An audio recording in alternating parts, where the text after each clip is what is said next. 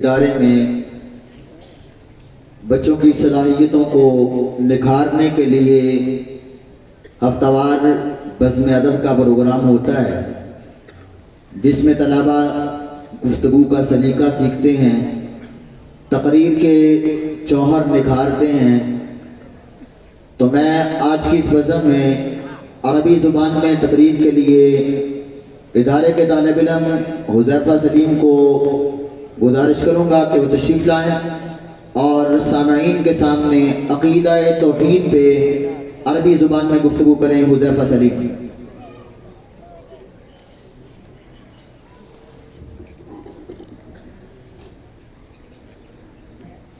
अस्सलामु अलैकुम व रहमतुल्लाहि व बरकातुहू।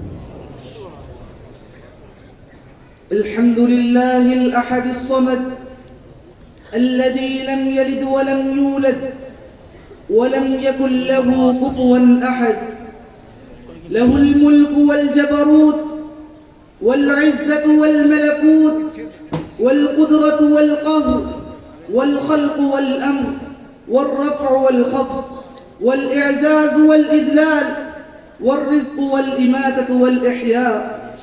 أشهد أن لا إله إلا الله إله واحد فرد صمد قهار جبار، وأشهد أن محمدًا عبده ورسوله حامل لواء التوحيد وكاسر أصنام الوثنية ومزلزل عروش الجاهلية، صلى الله عليه وعلى آله وأصحابه الطيبين الطاهرين.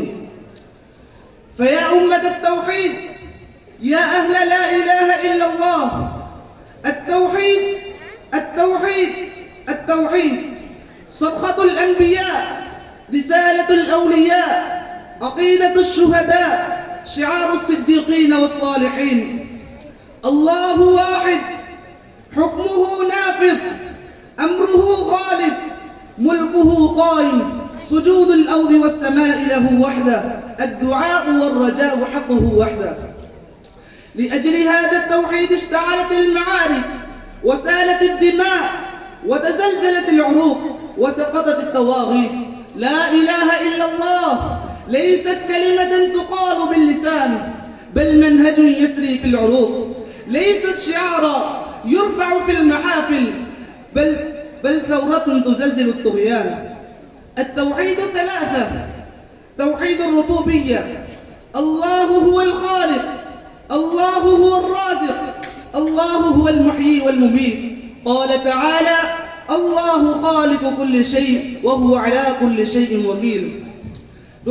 توحيد الألوهية، إذا كان هو الخالق وهو الرازق وهو المدبر، فلماذا تصرف العبادة لغيره؟ هذا هو التوحيد الذي لأجله قفز إبراهيم في النار، وهذا هو التوحيد الذي لأجله واجه موسى الطغيان، وهذا هو التوحيد الذي لأجله طرد محمد صلى الله عليه وسلم من دياره. قال تعالى: وما أمروا إلا ليعبدوا الله مخلصين له الدين.